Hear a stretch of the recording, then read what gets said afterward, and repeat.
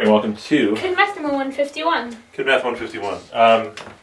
We found in our algebra book this awesome problem, right? Yeah. So yesterday we just blasted through the algebra on this. Yeah. Which is fine, and it's actually interesting and has some new techniques. We're going to talk a little bit more about that tomorrow. Today we're going to solve it, or not totally solve it, but we're going to look at what the solutions look like by graphing, okay? Yeah. So what we're going to do is we're going to graph 1, 2, 3, 1, 2, 3.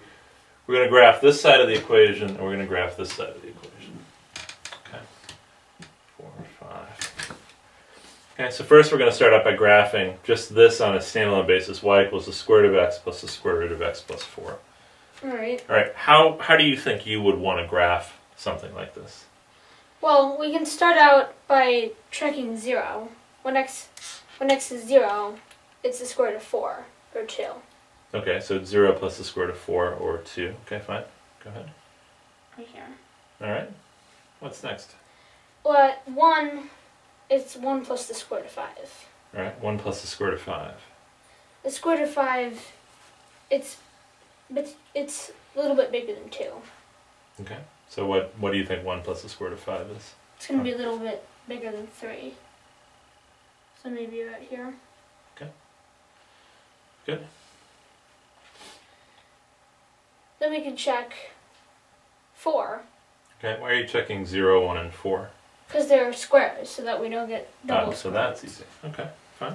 So we get 2 plus the square root of 8, which is a tad less than 3. Okay. So this will be a little bit less than 5.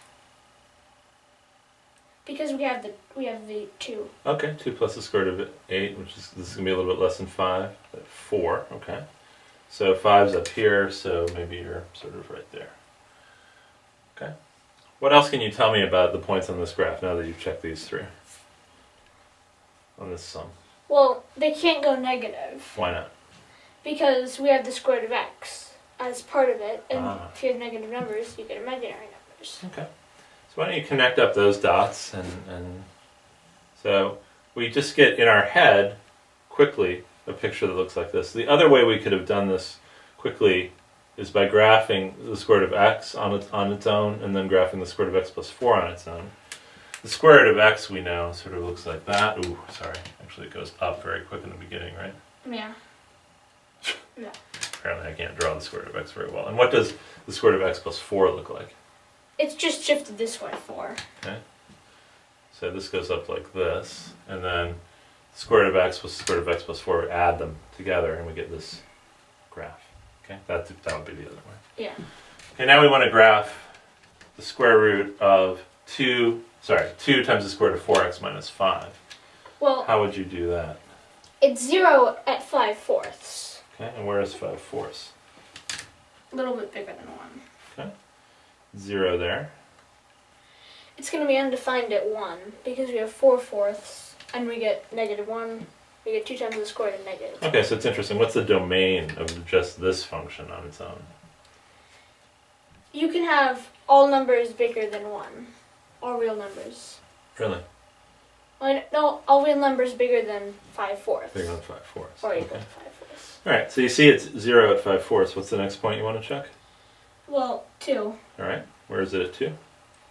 It's 8 minus 5, which is 3. Wait, it's 2 times the square root of 3 at 2. Okay, 2 times the square root of 3.